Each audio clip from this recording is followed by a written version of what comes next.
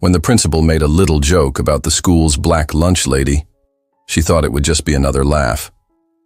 What she didn't expect was to be gracefully shut down. And what Miss Grace did next, no one there would ever forget. It's 2025, and there are still people who think skin color, physical appearance, or a diploma can define someone. The principal thought it would be fun to test the school lunch lady, a black woman from humble beginnings. But she had no idea what was coming. She never imagined that on that day, she'd mess with the wrong person.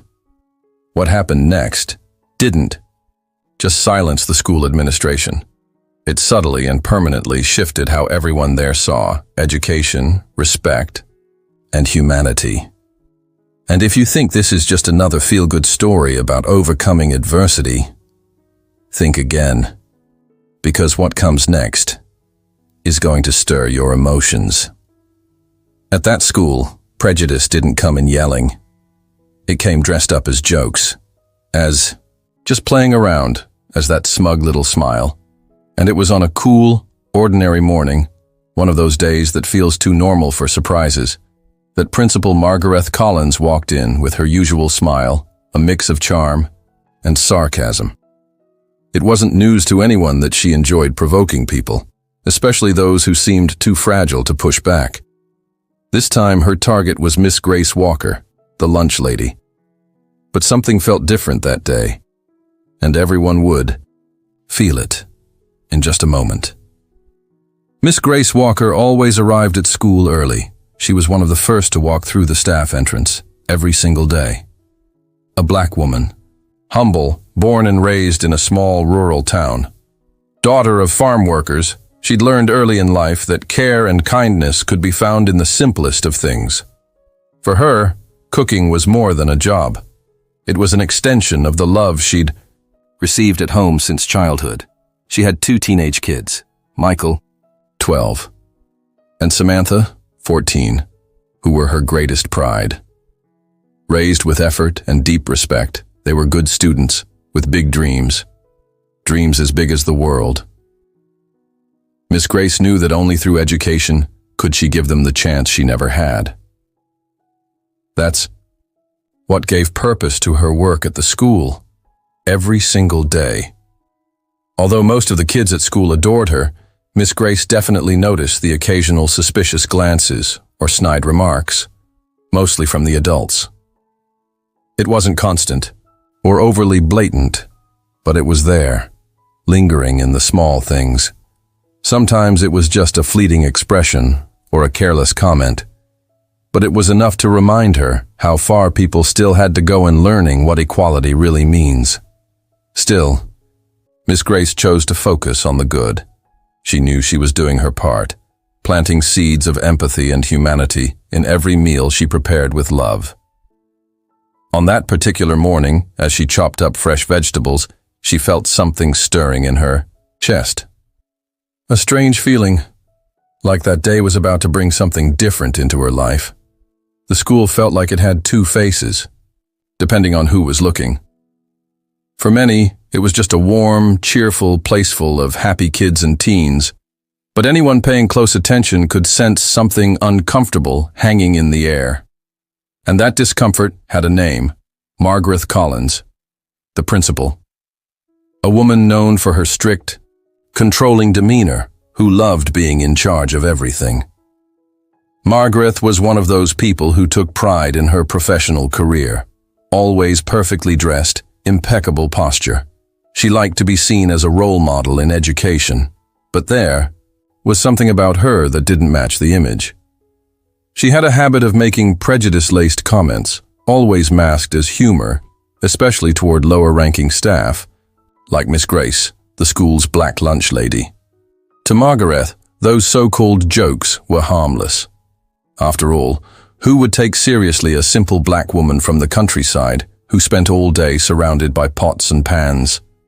This subtle but clear bias made a lot of the staff uncomfortable, even if no one ever had the nerve to call her out on it. That's exactly why that morning no one was surprised when Margaret walked into the kitchen with her usual smug grin and superior attitude. But when her gaze locked onto Miss Grace, everyone nearby instantly felt a heavy energy settle in the room. that strange gut feeling that something unpleasant was about to happen. Miss Grace, calm as ever, just looked up, quietly waiting for whatever was coming. Then, in a tone that tried to sound casual, but was dripping with irony, the principal said, "Miss Grace, dear, do you think you could plan the menu for our school's spring festival? But, you know, it's got to be something special, okay?" Her words came out, sweet, but anyone who knew Margaret could hear the hidden jab, that old habit of publicly humiliating someone, just to feel superior. An awkward silence fell over the kitchen. Some staff tried to hide their unease by fidgeting with nearby objects. Others let out nervous chuckles and looked away. No one said a word, but it was crystal clear. Everyone had caught the nasty undertone hidden in what sounded like an innocent request. Miss Grace took a deep breath, gripping the spoon in her hand tightly. What she said next would change everything. Her eyes sparkled with a mix of surprise and hurt. But there was something else, too. Something no one could quite name at the time. She simply smiled gently, straightened her shoulders, and got ready to answer. But no one there was prepared for what would follow. In that silent moment, no one could have guessed that a simple response would completely alter the course of that story. Miss Grace slowly lifted her head. Her eyes, which had always shown kindness, now held something more. Strength. She took another deep breath, let go of the kitchen towel in her hands, dried them off carefully, and turned to face the principal head-on. The silence in the kitchen was almost tangible, as if time had stopped. Everyone froze, expecting her to look down, give a shy smile, and pretend she hadn't caught the joke. But no. What looked like just another snide comment was about to turn into an unforgettable lesson. With the same calm that comes from someone who's been through a lot in life, she replied, "Well, if you really want me to, Principal, I can do that," she began with a serene smile. "I've worked with a few well-known chefs before, and I have some ideas that could work really well. Besides planning the menu, I could organize the event on the day. We could set up food stations with classic American dishes, but with a special Afro-descendant twist. A table with homemade mac and cheese, grilled corn, honey cornbread, and roasted chicken seasoned with traditional Southern spices, something passed down in my family. We could use signs and labels at each table with cultural facts explaining where each recipe comes from and what it represents. And we can include a vegetarian section too, so everyone feels welcome." The kitchen went still. The clattering of pots stopped. Even the old fan seemed to slow down. Margaret, for a moment, was speechless. The woman who always had something to say now seemed to be choking on her own bitterness. The forced smile she wore, like armor, faded from her face. She blinked twice as if trying to grasp where all that clarity, competence, and authority was coming from. "And if you think it would be a good idea," Miss Grace continued, sweet but firm, "I'd like to invite the students to help assemble the dishes, make fresh juices, and decorate the tables. It'll encourage them to care about their food and environment, and to respect those who prepare it. They'll learn that education doesn't just happen in the classroom, it happens everywhere, even in the kitchen. When we get our hands dirty, we don't just learn about food, we learn about people." The impact was instant. The silence in the kitchen wasn't tense anymore. It was filled with admiration, and that was just the first ripple of what she had just started. One of the staff let out a quiet "damn" without even realizing Miss Grace's words had struck a chord. Even those who had chuckled earlier at the principal's so-called joke were now looking at that black woman with new eyes. For the first time, they were really seeing her. Margaret, meanwhile, tried to pull herself together. She swallowed hard, forced a smile, and said, "Very creative, Miss Grace, really interesting." But her voice had lost its usual strength. In that moment, she was no longer the one in charge. What Miss Grace had done was more than just respond to a jab. It was a silent act of greatness. A humble black woman, so often underestimated, teaching empathy, equality, and respect. Not with speeches, but with action, dignity, and vision. It wasn't just a reply, it was a lesson. And no one walked out of that kitchen the same. In the days that followed the scene in the kitchen, something changed in the school's atmosphere, but Principal Margaret didn't realize how quickly the situation was slipping out of her control. Whispers echoed through the halls. People gave Miss Grace different kinds of looks. And most of all, there was growing anticipation among the staff and teachers about the event that had started as the principal's cruel little joke. What was meant to humiliate someone had started to become a real idea. And now, there was no turning back. The truth was, Margaret, despite her resistance, found herself cornered. More and more people were rallying around Miss Grace every day. An elementary teacher praised the idea during a meeting. One of the coordinators said it would be great to integrate the kitchen into the school's educational approach. Even some parents, who had heard about it from their kids, asked about the event and said they'd love to be involved. Margaret, seeing her authority dangling by a thread, had no choice but to approve Miss Grace's event, though she did it with the air of someone pretending it had been her idea all along. Miss Grace, however, held no resentment, only purpose, and she was about to show it in a truly unforgettable way.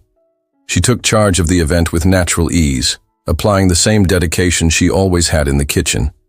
She formed a small team of kitchen staff, a few volunteer teachers, and of course, enthusiastic students who loved the chance to join in on something different.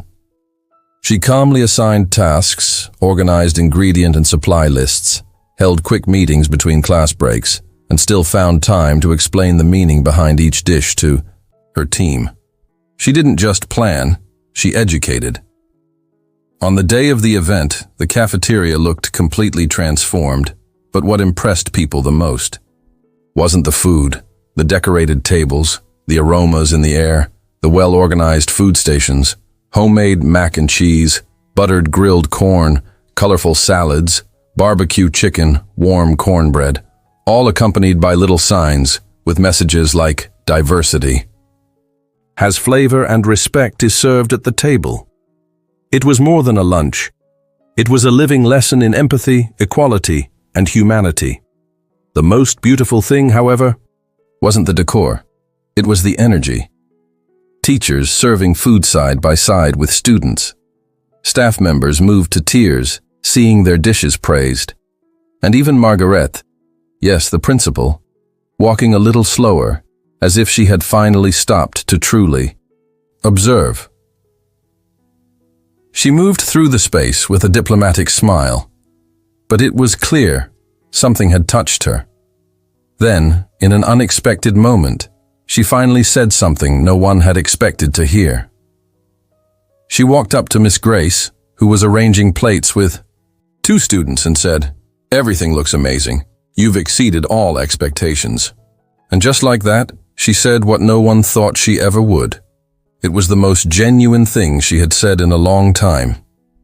Miss Grace just smiled, her eyes shining, and her heart at peace.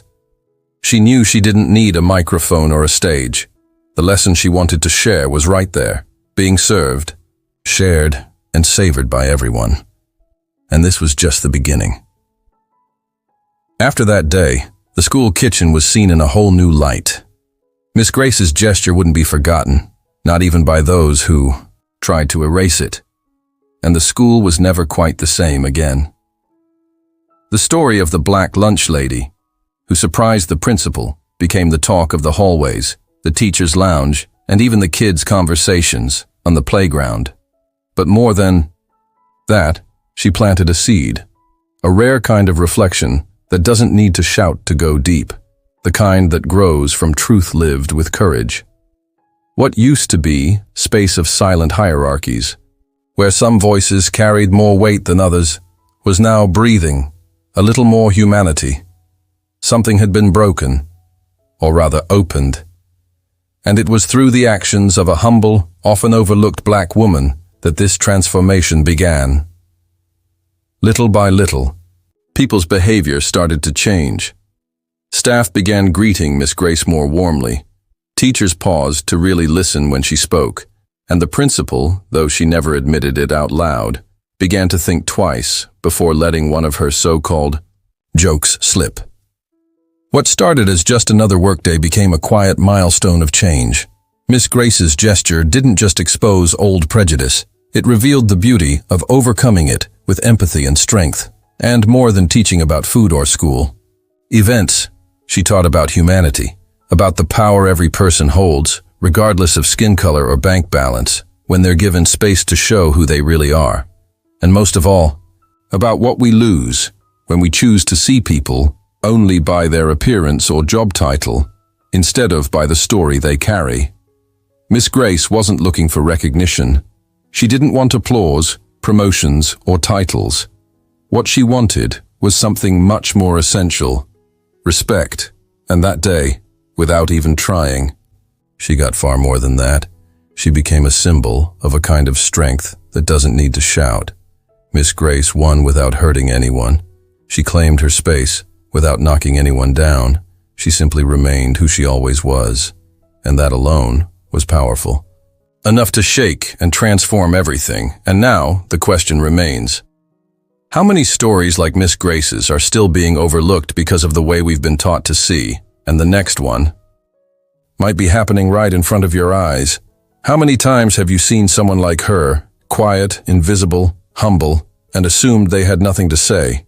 How many amazing stories have passed right in front of you, disguised as simplicity?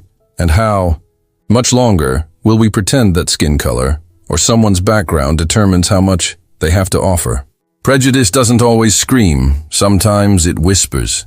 It hides behind harmless jokes, inconvenient silences, in eyes that choose not to see. But every time a story like this comes to light, it breaks the cycle. It forces us to really look and ask ourselves, are we truly listening? Or are we still laughing at those who came to teach us? If you've ever been underestimated because of your skin, your work, or your background, or if you know someone who's experienced this, share your story in the comments. Here, your voice is welcome. Here you are seen. Invite others to join this community by sharing this video. And if you're not subscribed yet, hit that subscribe button and turn on notifications so you don't miss any of the powerful and inspiring stories we share. Stories that open our eyes and touch our hearts. Because here we don't just tell stories, we tell truths that need to be heard.